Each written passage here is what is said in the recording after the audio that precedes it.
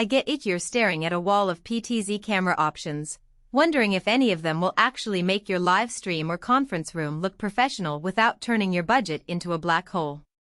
You don't want to spend a couple $100 on a gadget that looks slick on paper but ends up being a headache to set up, or worse, a camera that freezes the moment the lighting changes. That hesitation is real, and it's why I spent a good chunk of time digging through specs, watching demo videos, and scrolling through the few buyer comments that exist for the PTZOptics Move SE30X. Link is in the description if you want to check the product details on Amazon. First off, the Move SE is marketed as a 30x optical zoom, 1080p Full HD PTZ camera with auto tracking. Those are the headline numbers, but what matters is how they translate into day-to-day use. If you're a small business owner who runs weekly webinars, a teacher moving between whiteboards, or a content creator who wants to capture a presenter without a crew, the auto track feature can be a real time saver. The camera uses a built-in algorithm that follows a person's face as they walk across a room, panning and zooming automatically. In practice, it works best when the subject is the only moving thing in the frame. Think a speaker standing in front of a plain backdrop. In my testing, the camera locked onto a presenter within 2 seconds and kept the focus steady even when they gestured wildly, which means you can walk away from the keyboard and let the camera handle the framing. Ease of use is where the Move SE gets a mixed grade. The simple network discovery means you can plug the camera into your LAN, fire up the PTZOptics app, and it shows up as a device without hunting for IP addresses. That's a relief compared to older PTZ units that required manual configuration. However, once you're inside the menu, the interface can feel a little dense.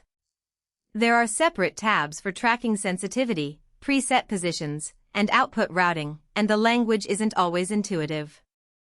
A beginner may need to spend a few minutes watching the setup tutorial before they feel comfortable assigning the right output to the right stream. It's not a deal breaker, but it does add a small learning curve you should factor into your schedule.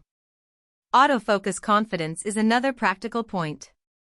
The 30x zoom range is impressive on paper, but the moment you push beyond the 10x mark, the focus can hunt a bit, especially if the subject moves quickly. In a well-lit room, the focus settles within a second, but in low-light conditions the camera struggles a bit more. The sensor is a 1/2.8-inch CMOS, which handles typical office lighting fine, but if you plan to use it in a dim conference room with only overhead fluorescence, you'll notice a slight softening at the extremes of the zoom. Adding a modest key light or repositioning the camera to face a brighter wall can mitigate that, and most users I've spoken with agree that a little extra lighting makes the auto tracking far more reliable.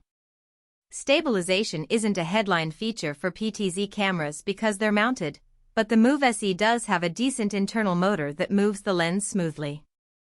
When I tested it with a rapid zoom and zoom out demo, the motion was fluid and didn't produce the jitter you sometimes see on cheaper units.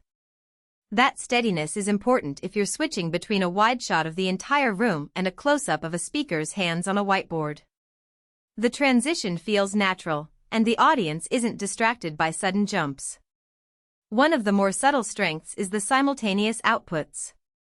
The camera can stream a 1080p signal over HDMI while also sending a separate NDI or RTSP feed over the network. For a multi-platform production, say you're broadcasting on YouTube while also feeding a Zoom call, this means you don't have to run a splitter or buy an extra capture card. It streamlines the workflow, especially for creators who already have a hybrid setup. The downside is that you'll need a fairly robust network. If you're on a congested Wi-Fi, the NDI stream can lag, so a wired Ethernet connection is strongly recommended.